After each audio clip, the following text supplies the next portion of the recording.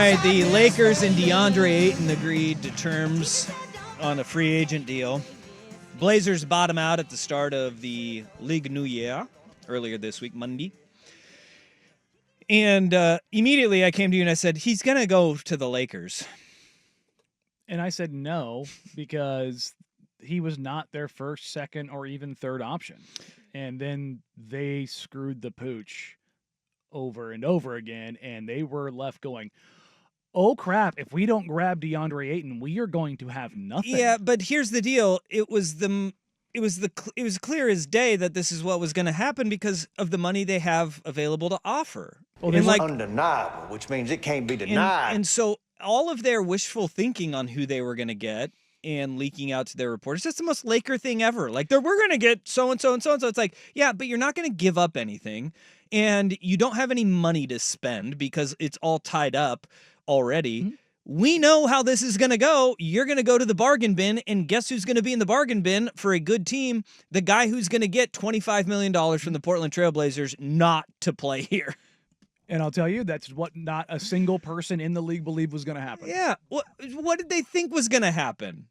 3 different centers were going to end up on the Lakers. There was Brook Lopez. There was Clint Capella. You just go down the list, and Lopez going to the Clippers was one of the bigger shocks of the free agency period. Like, that was like, wait, what?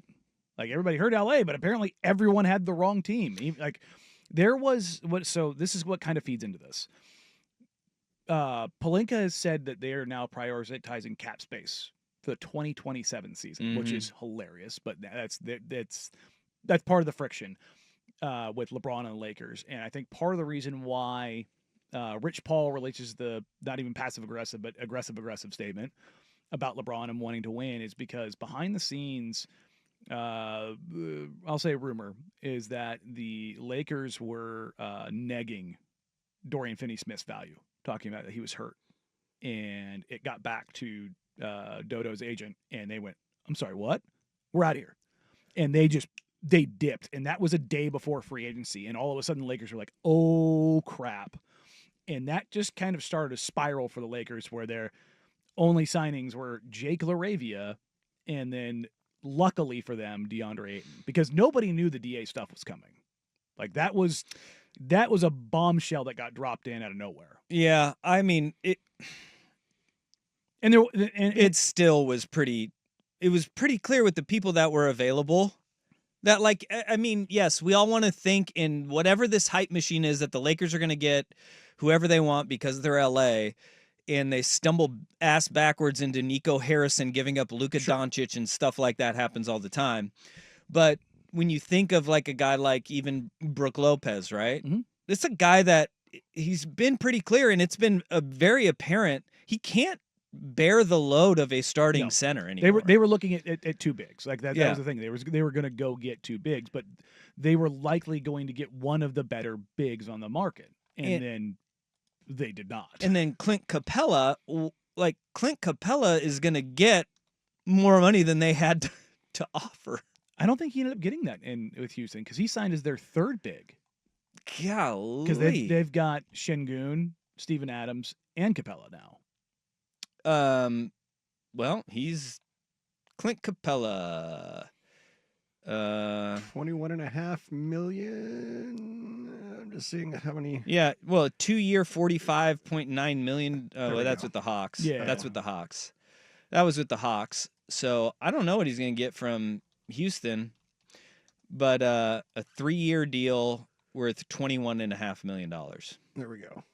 Yeah, 3 years, 21.5, which is 7 per year. Yeah, just a shade over 7 per year. And I'm almost guaranteeing there's probably an option year in there, right? We don't have it yet. What Deandre Ayton got was a 2-year deal with a player option for the next year at $8 million. So this is going to be a prove-it year for him, which it has been a prove-it. He went into this year thinking it was going to be a proven year. And now the Blazers are paying $25 million for him to go and play for the Lakers. And for me personally, we know how much I hate the Los Angeles Lakers. I'm right there with you. It makes me furious. Oh, and you're going to, speaking of people being furious, Luka and LeBron are going to, honestly, those aren't the 2 guys. JJ Redick's going to be the one that kills him. JJ's going to kill him. He's going to kill Deandre Ayton. Like that is JJ is such a stickler for the little things, and that's where DA is the weakest, is maintaining focus on the little things. But on the flip side, you're going to go, yeah, but Luka's one of the best like pick and roll lob creators in the history of the game, and over the last I think 5 years, DA's third in lobs converted. So on that stuff, it's going to be great. But on the defensive end, your starting lineup now is Luka, Austin, Rui, LeBron, DA. Who is playing defense on that team? Not Rui. I mean, he's okay. Not as like a help side defender, which is what you're gonna need there. And you don't have real like rim protection, and you're not really gonna be. I guess the one thing you have going for you is you're big. You are big. 6'7", 6'9", 6'9", 7 foot. I mean, I think Austin's 6'4", 6'5". Like, you're not tiny.